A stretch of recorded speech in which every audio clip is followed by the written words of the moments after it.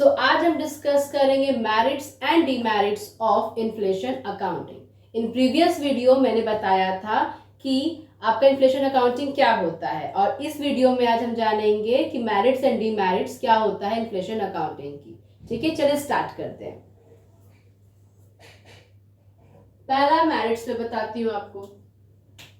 Inflation accounting करने पे हमको फेयर व्यू मिलता है। ठीक है, जो भी अकाउंटिंग होगा उसका क्या मिलेगा, एकदम फेयर, ट्रू, है ना। जो भी आप बनाओगे, अकाउंटिंग बनाओगे, वो एकदम सही बनेगा। ठीक है, सो फेयर व्यू देगा, कोई रॉन्ग या फिर कोई भी डाउटफुल या फिर कोई भी आपका फ्रॉड केस इसमें नहीं होगा। ओके, नेक्स्ट है एक्यूरेट डेप्रिसिएशन। जो डेप्रिसिएशन आपका जो चार्ज होगा, ठीक है, तो वो क्या होगा आपको एग्जैक्ट पता चलेगा। ठीक है, ये भी मेरिट है आपका।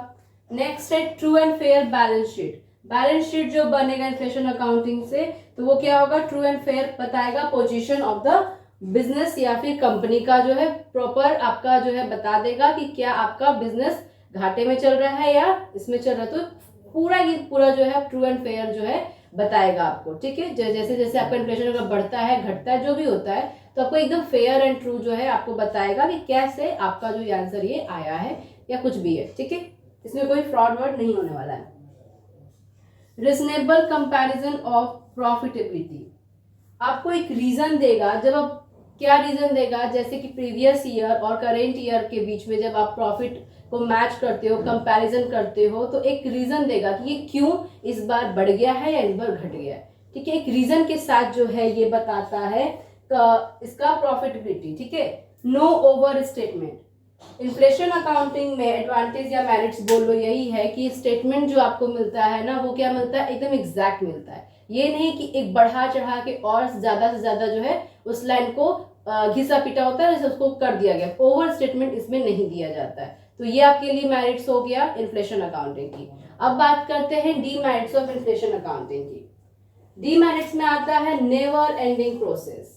पहला जो है नेवर एंडिंग प्रोसेस का मतलब ये हुआ कि ऐसा प्रोसेस जो कभी खत्म या अंत इसका हो ही नहीं सकता है। वो क्यों नहीं होगा, क्योंकि आप सोचो कि जो आपका जो प्राइस लेवल है, इन्फ्लेशन जो है, वो हमेशा बढ़ते रहेगा, हमेशा इंक्रीज करते रहेगा। दैट मीन्स आपका जो ये प्रोसेस है ना, वो कभी भी खत्म नहीं हो सकता है। तो ये डीमेरिट्स हो गया। ठीक है, सेकेंड है कॉम्प्लिकेटेड।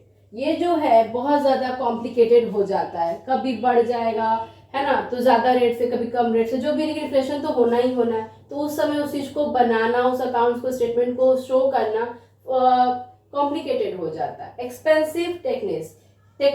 ठीक है, इसका डीमेरिट है कि एक्सपेंसिव है ये। ओके, फोर्थ पॉइंट है सिचुएशन इन डिफ्लेशन। इसमें ना इन्फ्लेशन का अपोजिट होता है डिफ्लेशन। इसमें क्या होता है कि कंज्यूमर या फिर एसेट्स का जो होता है लेवल, वो क्या हो जाता है, बढ़ जाता है, और आपका जो रेट है ना परचेज का, परचेसिंग पावर का, वो घट जाता है।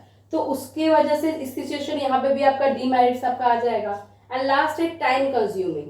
ये जो इन्फ्लेशन अकाउंटिंग है ना, बहुत ज्यादा टाइम कंज्यूमिंग है, जो कि हमारे कंपनी के लिए डीमेरिट भी जब हम इन्फ्लेशन अकाउंटिंग बनाएंगे तो आ सकता है। ठीक है, सिंपली वे में मैंने आपको मेरिट्स एंड डीमेरिट्स बता दिया है इन्फ्लेशन अकाउंटिंग की। आई होप आपको वीडियो समझ में आया होगा। Please like and subscribe my channel guys. Thank you.